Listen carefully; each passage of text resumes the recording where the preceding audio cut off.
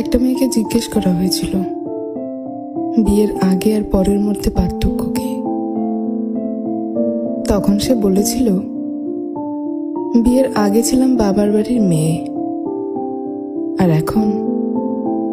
এখন হয়েছে শ্বশুর বাড়ির বৌমা। আগে আমার মুখে সবাই খাবার তুলে দিত, আর এখন আমাকে সবার মুখে খাবার তুলে দিতে হয়। আগে একটু ব্যথা পেলে চিল্লাচিল্লি করে সারা বাড়ি মাথায় তুলে ফেলতাম, আর এখন অনেক ব্যথা পেলেও একটা শব্দ করি না।